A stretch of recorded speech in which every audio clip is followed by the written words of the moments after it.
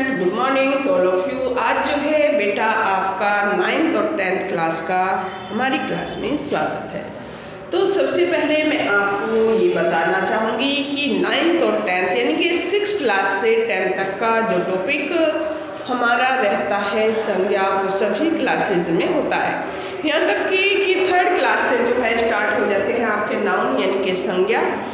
तो इसमें जो है मैं आज 9th और 10th को कंबाइंड कराना चाहूँगी। आज का टॉपिक संज्ञा। तो वैसे तो मैं ये संज्ञा पहले भी वीडियो दे चुकी हूँ, तो कोई बात नहीं। इसके बाद जो है आज मैं फिर आपको जो है दोबारा से संज्ञा की डिटेल्स जो है बेटा देना चाहती हूँ। जो बच्चे जो है वंचित रह गए होंगे तो वो भी जो है इस वीडियो को देख लेंगे। तो सबसे पहले जो है हमारा टॉपिक है यानी कि संज्ञा के बारे में जानेंगे कि संज्ञा जो है क्या है, संज्ञा से क्या तात्पर्य है, संज्ञा जो है किसे हम कहते हैं। तो संज्ञा से तात्पर्य है बेटा, परिभाषा अगर हम इसकी लेंगे, किसी व्यक्ति, वस्तु, स्थान या गुण का बोध कराने वाले विकारी शब्दों को संज्ञा कहते हैं। जिसका किसी भी व्यक्ति, वस्तु, स्थान, गुण आदि का जो बोध कराते हैं या बोध कराने वाले विकारी शब्दों को संज्ञा कहते हैं। फिर जो है हमारे सामने क्वेश्चन आता है कि संज्ञा के कितने भेद हैं। संज्ञा के कितने भेद हैं यानी कि संज्ञा जो है कितने प्रकार की होते हैं। तो संज्ञा जो है मुख्य रूप से वैसे 3 प्रकार की होती है। नंबर 1, पहले मैं आपको क्वेश्चन डाल देती हूँ। क्वेश्चन नंबर 1 जो है मैंने आपको क्या करा, संज्ञा किसे कहते हैं। तो ये मैंने आपको क्लियर कर दिया है इसकी डेफिनेशन परिभाषा देकर, या इसमें हमारे लिए भी आ सकते हैं कि संज्ञा से क्या तात्पर्य है, संज्ञा से आप क्या समझते हैं, वगैरह वगैरह जो है क्वेश्चन इसमें आ सकते हैं। तो ये मैंने आपको समझा दिया है, किसी भी व्यक्ति, वस्तु, स्थान, गुण का बोध कराने वाले विकारी जो शब्द होते हैं उन्हें हम संज्ञा कहते हैं। तो अब आता है हमारा संज्ञा के कितने भेद हैं। क्वेश्चन नंबर जो है बेटा 2, संज्ञा के कितने भेद होते हैं।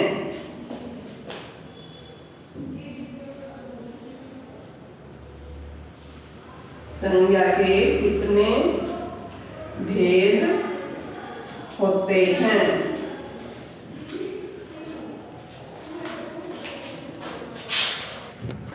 तो बेटा अब मैंने लिखा आपके सामने कि संज्ञा के कितने भेद होते हैं। तो मुख्य रूप से जो है संज्ञा के 3 भेद होते हैं। नंबर 1, व्यक्तिवाचक संज्ञा, जो कि आपने 3rd क्लास से पढ़ते आ रहे हैं। व्यक्तिवाचक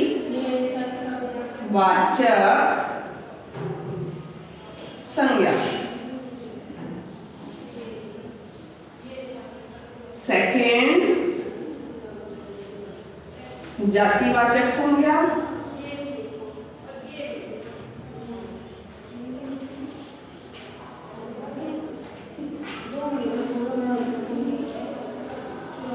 और 3rd है आपका भाववाचक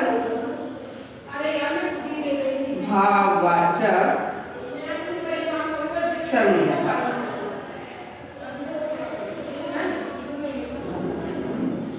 तो ये बताइए यानी कि संज्ञा के कितने भेद होते हैं। नंबर 1 व्यक्तिवाचक संज्ञा, नंबर 2 जातिवाचक संज्ञा और नंबर 3 भाववाचक संज्ञा। तो अब जो है मैं इसकी डेफिनेशन आपको बताऊँ, परिभाषा।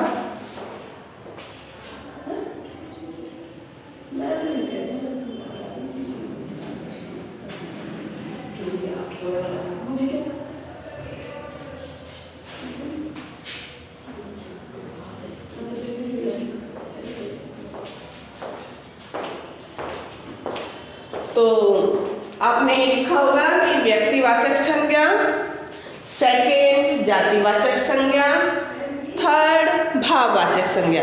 अब जो है बेटा हमारे सामने इनकी आती है डेफिनेशन, परिभाषा कि जो है व्यक्तिवाचक संज्ञा किसे कहते हैं।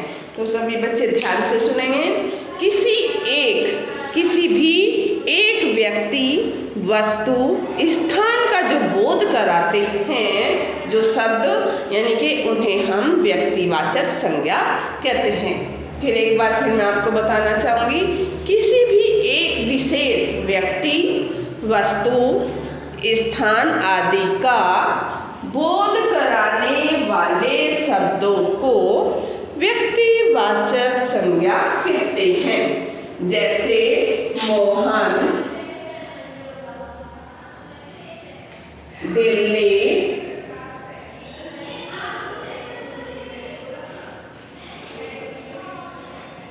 क्या कहा मैंने?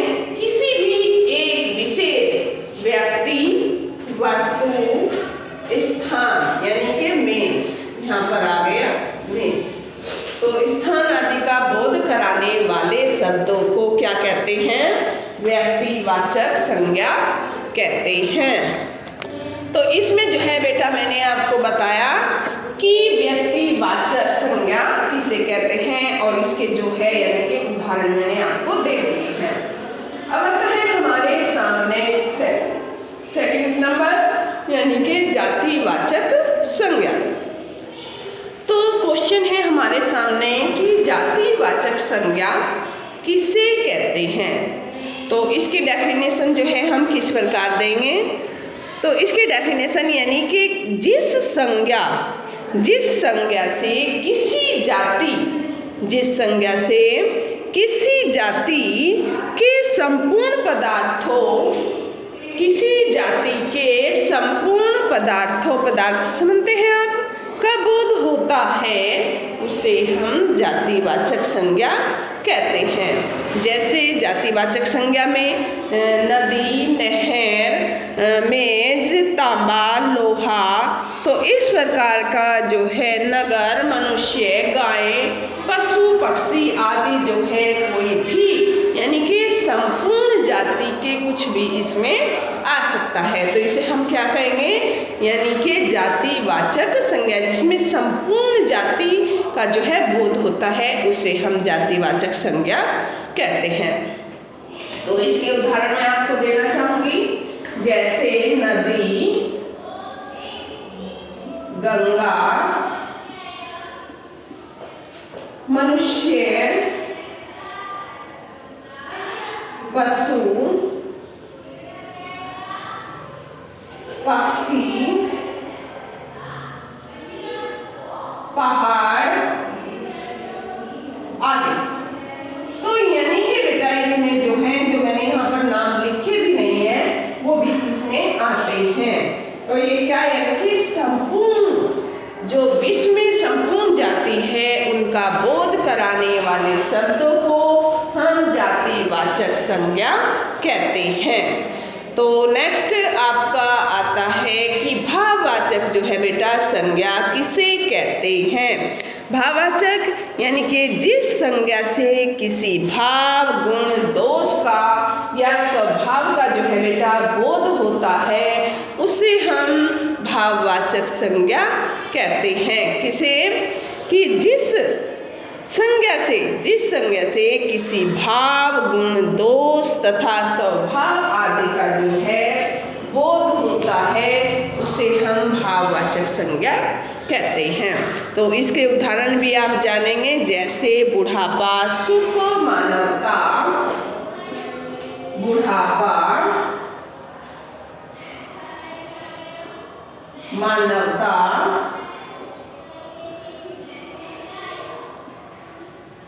सुख,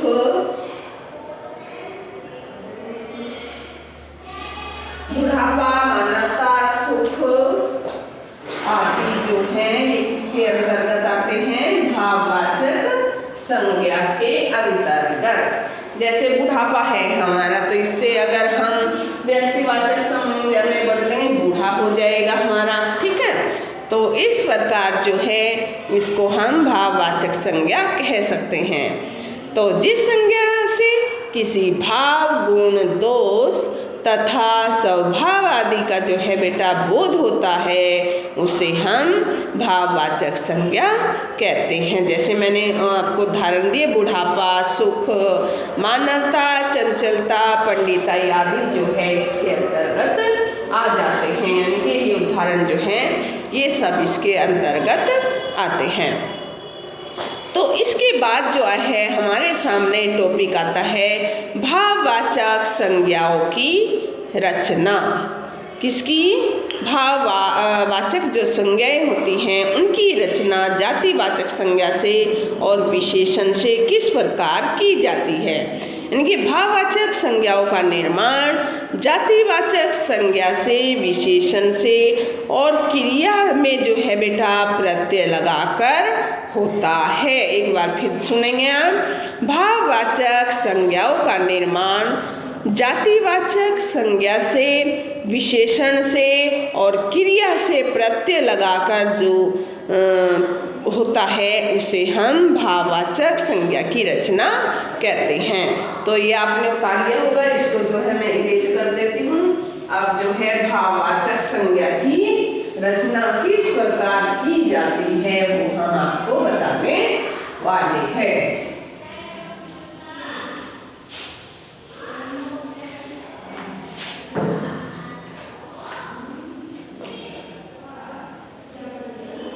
भाववाचक संज्ञा की रचना।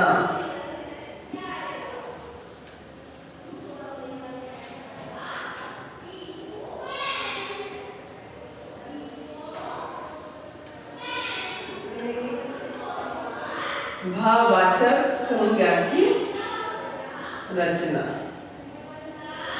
ठीक है जी। तो इसमें हम किस प्रकार करेंगे भाववाचक संज्ञा की रचना, एक बार मैं फिर आपको बताऊंगी। भाववाचक संज्ञाओं का निर्माण जो है बेटा हम जातिवाचक संज्ञा से, विशेषण से और क्रिया में प्रत्यय लगाकर कर देते हैं। सबसे पहले मैं हेडिंग डाल लूंगी जातिवाचक संज्ञा से, विशेषण से। जातिवाचक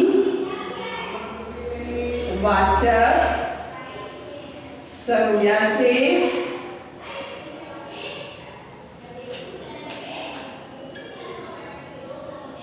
और विशेषण से।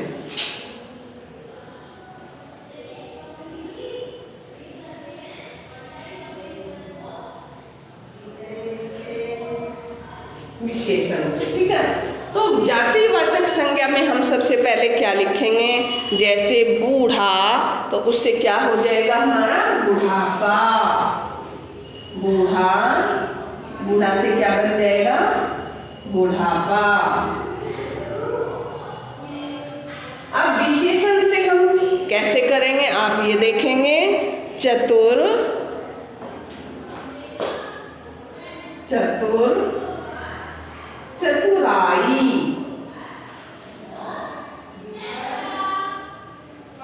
चतुराई। चतुर से क्या बन गया विशेषण में चतुराई। अब जातिवाचक संज्ञा में बच्चा,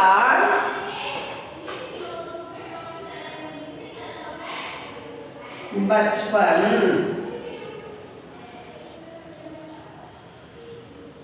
इसमें क्या हुआ, यानी कि जातिवाचक संज्ञा से कैसे बनाया हमने, बच्चा से क्या बन गया बेटा बचपन। अब जो है हम इसमें बनाएंगे सर्द, विशेषण में सर्द, सर्दी, सर्द, सर्दी, ठीक है। नेक्स्ट जातिवाचक संज्ञा में नेक्स्ट लिखेंगे हम मित्र। मित्र से क्या बन जाएगा सभी को मालूम होगा मित्रता।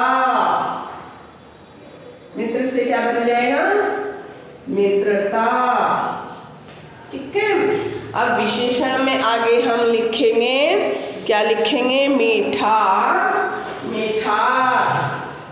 मीठा से क्या बन जाएगा बेटा मीठा, यानी कि मिठास। डस्टर क्या बन जाएगा इसमें? मीठा और मिठास। मीठा से क्या बनेगा? मिठास।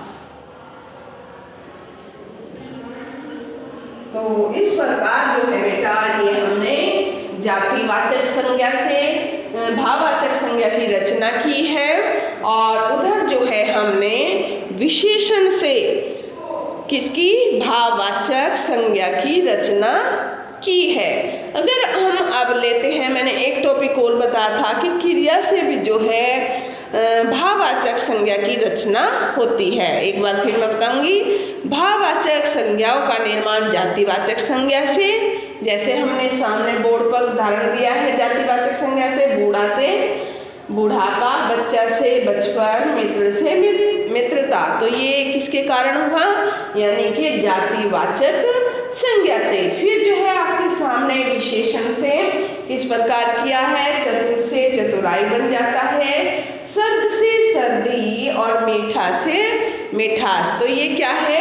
विशेषण के द्वारा जो किसी विषय वस्तु की विशेषता बताते हैं उसे जो है हम विशेषण कहते हैं। अब जो है मैंने थर्ड इसमें बताया था, एक क्रिया के द्वारा भी जो है क्रिया में प्रत्यय लगाकर जो है क्या बन जाएगा? भाववाचक संज्ञा की रचना हो जाएगी। तो इसमें जो है अब मैं आपको क्रिया से बताऊंगी।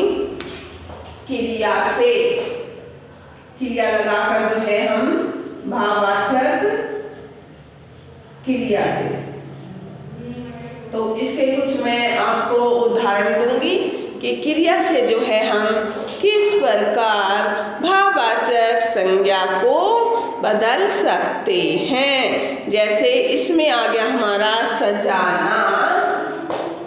सजाना, तो सजाना का क्या हो जाएगा बेटा? क्रिया लगाकर सजावट। सजावट, ठीक है।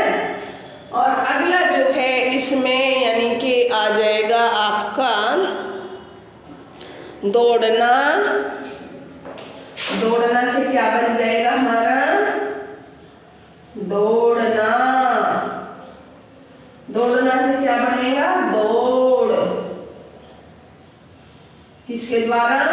यानी कि क्रिया में जो है प्रत्यय लगाकर। अब जो है घबराना, घबराहट, इधर लिख देती हूँ मैं घबराना। घबराना यानी कि घबराहट। घबराहट, घबराहट, ठीक है जी। क्रिया से घबराना यानी कि घबराहट। चढ़ना, चढ़ाई। चढ़ना का क्या बन जाएगा? चढ़ना। तो क्रिया लगाकर क्या बन जाएगा बेटा? चढ़ाई, ठीक है। तो इस प्रकार जो है हमने भाववाचक संज्ञा की रचना की है जातिवाचक संज्ञा से। इससे जातिवाचक संज्ञा से और विशेषण लगाकर, ठीक है। और ये जो है हमने क्रिया से यानी कि क्रिया लगाकर किसमें? भाववाचक संज्ञा का निर्माण किया है। फिर आता है हमारे सामने की जो है जातिवाचक संज्ञा कितने प्रकार की होती है। तो इसमें जो है द्रव्यवाचक और जो है समुदायवाचक संज्ञा जो है ये जातिवाचक संज्ञा के अंतर्गत आती है। तो द्रव्यवाचक जो है बेटा संज्ञा किसे कहते हैं? जिस संज्ञा से किसी धातु अथवा द्रव्य का बोध होता है उसे हम द्रव्यवाचक संज्ञा कहते हैं। द्रव्यवाचक पानी नहीं होता, द्रव्य यानी कि तरल पदार्थ नहीं बेटा। इसमें आता है जैसे सोना, चांदी, पीतल, तांबा, लोहा, पारा आदि। तो इन्हें जो है हम क्या कहते हैं? द्रव्यवाचक संज्ञा, और ये जो है किसके अंतर्गत आते हैं, यानी कि सेकंड जो है हमारा जातिवाचक संज्ञा के अंतर्गत। नेक्स्ट है इसमें हमारा जैसे कि एक और भेद है जातिवाचक संज्ञा का, यानी कि समुदायवाचक संज्ञा। जिस संज्ञा से समूह का बोध हो उसे हम समुदायवाचक संज्ञा कहते हैं। किसका, समूह का बोध, यानी कि जैसे सेना, झुंड, कक्षा, तो भीड़ आदि जो है ये किसके अंतर्गत आते हैं, हमारे समुदायवाचक संज्ञा के अंतर्गत आते हैं। तो अब नेक्स्ट हेडिंग हमारा आता है व्यक्तिवाचक संज्ञाएं जातिवाचक बन जाती हैं जब व्यक्तिवाचक संज्ञाएं किसी एक ही वस्तु, स्थान और जो है वस्तु आदि का बोध न कराकर अनेक का बोध कराए, तब वे जातिवाचक बन जाती हैं। क्या कह रही हूँ मैं कि व्यक्तिवाचक संज्ञाएं जातिवाचक बन सकती हैं। कब बन सकती हैं, जब व्यक्तिवाचक संज्ञाएं किसी एक विशेष का वस्तु, स्थान, व्यक्ति आदि का जो है बोध न कराकर किसी का भी जो है वो बोध करा सकते हैं, तो उसे जो है हम क्या कह सकते हैं, जातिवाचक संज्ञा वो बन सकती है। जैसे जिस देश में भगत सिंह जैसे लोग पैदा हो जाते हैं वह कभी पराधीन नहीं होता। यहाँ जो है बेटा एक भगत सिंह का जो है बोध न कराकर देश के लिए बलिदान देने वाले सभी लोगों का बोध हो रहा है, यानी कि यहाँ जो है ये सभी जाति का, उसमें कोई भी जाति धर्म के जो है लोग आ सकते हैं, तो इसे जो है व्यक्तिवाचक से हम जातिवाचक बना सकते हैं। तो एक बार जो है इसका उदाहरण फिर से सुनेंगे आप। जिस देश में भगत सिंह जैसे लोग पैदा हो जाते हैं वह कभी पराधीन नहीं होता, और यहाँ भगत सिंह एक व्यक्ति का बोध न कराकर देश के लिए जो है बलिदान देने वाले सभी लोगों का बोध करा रहा है। अतः यहाँ पर व्यक्तिवाचक संज्ञा जातिवाचक संज्ञा बन जाती है। ठीक है जी। तो नेक्स्ट इसमें जातिवाचक संज्ञाएं व्यक्तिवाचक बन जाती हैं। कैसे? जब जातिवाचक संज्ञाएं किसी जाति के सभी पदार्थों का बोध न कराकर किसी एक विशेष व्यक्ति, वस्तु, स्थान का जो है बेटा बोध कराती हैं, तो वहाँ पर क्या बन जाती है, हमारी जातिवाचक जो है संज्ञा कैसे बन जाएगी, यानी कि व्यक्तिवाचक संज्ञा बन जाएगी। एक बार फिर सुनेंगे, जब जातिवाचक संज्ञा से व्यक्तिवाचक कैसे बनती है। तो इसमें जब जातिवाचक संज्ञाएं किसी जाति के सभी पदार्थों का जो है बोध न कराकर किसी एक विशेष व्यक्ति, वस्तु, स्थान का जो है बोध कराते हैं, तो इस प्रकार जो है जातिवाचक संज्ञाएं व्यक्तिवाचक संज्ञाएं बन सकती हैं। तो इस प्रकार जो है मैंने आज आपको संज्ञा के बारे में बताया है कि कैसे कैसे जो है संज्ञा किसे कहते हैं, इसके कितने भेद हैं, व्यक्तिवाचक संज्ञा किसे कहते हैं, जातिवाचक संज्ञा किसे कहते हैं, और जो है जातिवाचक संज्ञा के अंतर्गत जो है दो भेद होते हैं जातिवाचक के, जिसको जो है द्रव्यवाचक संज्ञा और समुदायवाचक समूहवाचक संज्ञा। तो फिर मैंने आपको बताया भाववाचक संज्ञाओं की रचना जातिवाचक संज्ञा से, विशेषण से और क्रिया से, जैसे आपके व्हाइट बोर्ड पर सामने दर्शाया गया है। उसके बाद जो है मैंने आपको बताया द्रव्यवाचक की परिभाषा बताते हुए और समुदायवाचक जो है संज्ञा की परिभाषा देते हुए। उसके बाद जो है आज मैंने आपको बताया व्यक्तिवाचक संज्ञाएं जातिवाचक किस प्रकार जो है बन सकती हैं, इसकी परिभाषा, इसके उदाहरण भी मैंने आपको बताए हैं। जैसे देश में भगत सिंह जैसे लोग पैदा हो जाते हैं वह कभी पराधीन नहीं होता।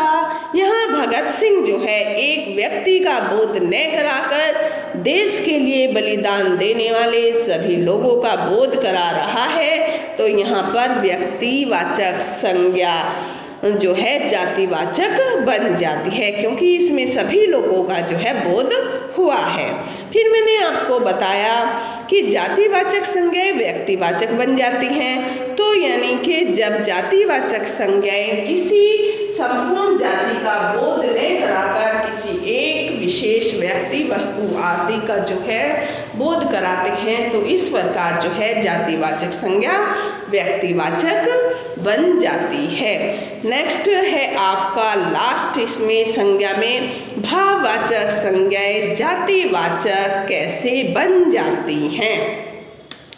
तो सबसे पहले मैं बताऊंगी कि जब भाववाचक संज्ञाएं पदार्थों के धर्म गुण का बोध कर जो है पदार्थों का बोध कराती है, किसका देखिए एक बार, जब भाववाचक संज्ञाएं पदार्थों के धर्मों गुणों का बोध कर पदार्थों का बोध कराती हैं, तब वे जातिवाचक संज्ञा बन जाती हैं। जैसे सब पहरावे गठरी में बांध लो, सब पहरावे गठरी में बांध लो। यह पहरावे धर्म का बोध ने कराकर पहनने वाले वस्त्रों का बोध कराता है। तो यहाँ पर पहरावे यानी कि जातिवाचक संज्ञा बन जाती है। भाववाचक संज्ञा से जो है बेटा कौन सी संज्ञा बन जाती है, जातिवाचक संज्ञा बन जाती है।